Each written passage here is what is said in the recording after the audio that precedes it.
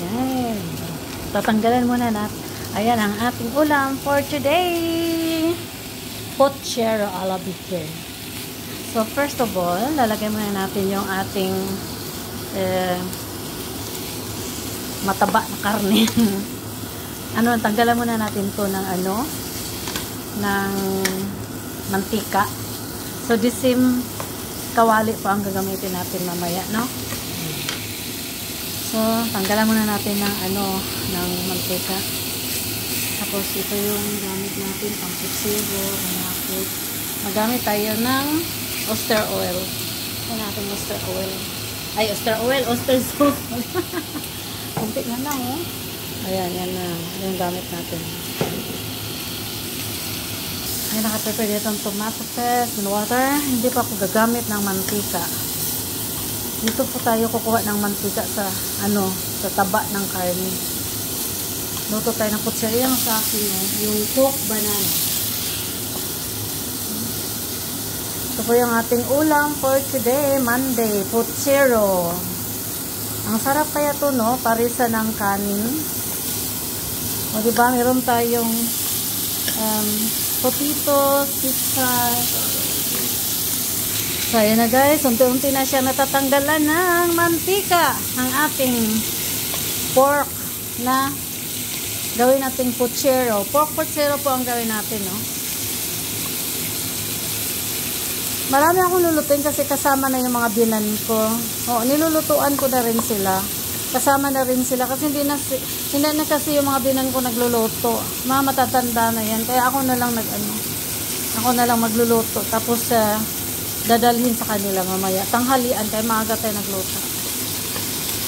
Kita nyo? So now mga kadimple, i-add na natin yung ating garlic. Yung naka-chop na garlic. Then at the same time, i-add na natin yung ating onion.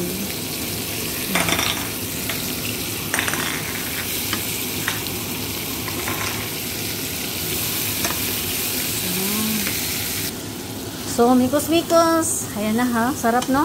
Hindi po tayo nagamit ng oil dahil meron na po tayong mantika dito sa ating pork. Diba? So, mag-add tayo dito ng ilan ba to?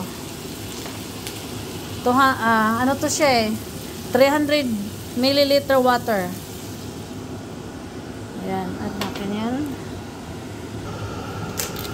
So, kadimple, maglagay na tayo ng ating oyster sauce. Ayan. Parang dagdagan yata natin tong ating water, no? Kulang ang ating water. So, dagdagan natin.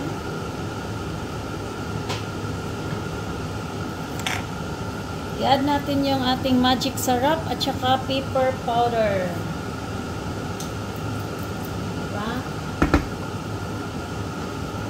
And of course, ang ating garlic powder.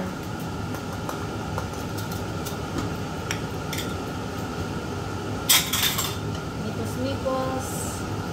Parang kulang pa yata yan, no? Kulang yan. Maglagay pa natin. Dagdagan natin muna ng ng ating garlic powder. Lagay tayo ng aroma. So, masarap na yan. So, now, mag-add tayo ng ating tomato paste. Ayoko magamit ng tomato sauce. Gusto ko lang tomato paste.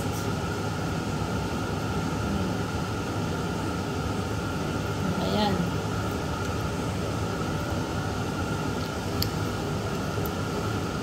So, mikos-mikos.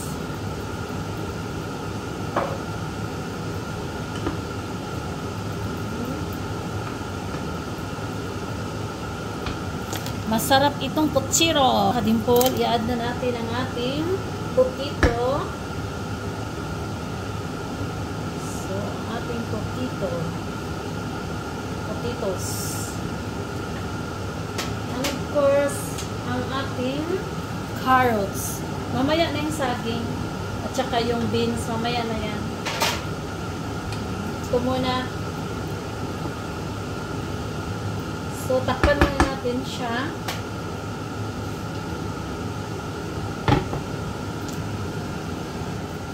So, ayan guys. Oh, wala. So, hindi pa siya luto. So, kailangan maluto.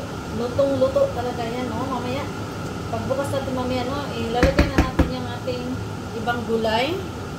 So, hindi pa siya masyadong luto. Takpan muna natin. Ayan, kulang pa siya. Hindi pa siya masyadong malambot ang ating karni. Kailangan palalambutin pa natin ito, mga kadimpol, no? So, pati yung potatoes, hindi pa masyadong malambot. Palambutin pa muna natin ang ating pork. Ito masyadong malambot. So, takpan muna natin siya. So, mga kadimpol, ilagay na natin ang ating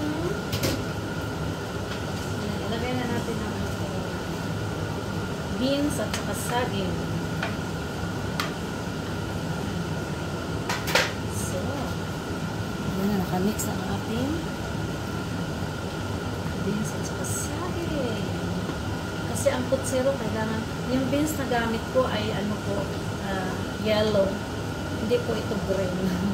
Marami kasing klase ang beans.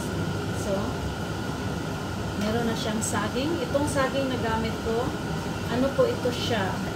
Cooked banana. Binili ko to siya kahapon sa Indian supermarket. So, lutuin muna natin siya ng another 5 minutes para maluto yung ating beans at saka saging.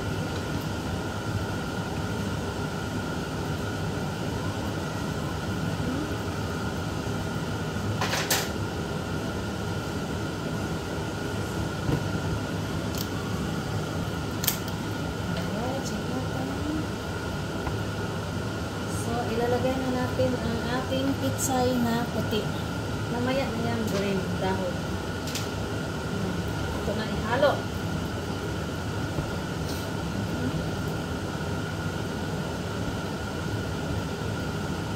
Ang sarap ng putsero ala bike.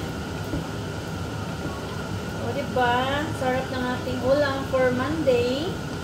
Putsero ala bike.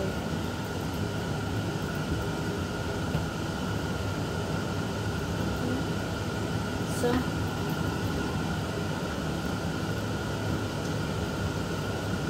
takpan muna natin siya. Cover for 3 minutes. So, ilagay na natin ang ating pitsay.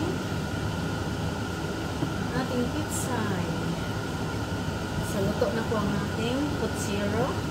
Hindi natin siya masyadong lalatain yung pitsay.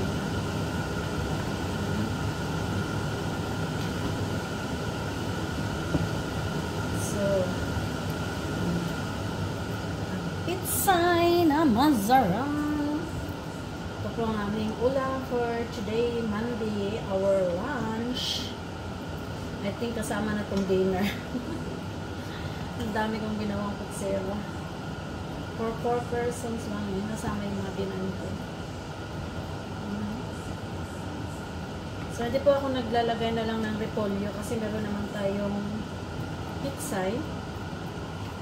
So, ang ginawa ko lang, mix ko lang dito yung karning baboy. Nilagyan ko siya ng yellow beans. Ito beans, bagyo beans na yellow. Pitsay, wala tayong atsan. Potatoes, carrots, nakot. Tsaka yung cooked banana. Ayan, yan lang. So, tapos na ang ating putsero ala DJ Dimple. So, yan po ang ating putsero. Ang sarap. Ang sarap ng putsero, no? Ito po ang aming lunch for today. O, diba? Ito po ang aming lunch for today. Ang puchero. Thank you for watching.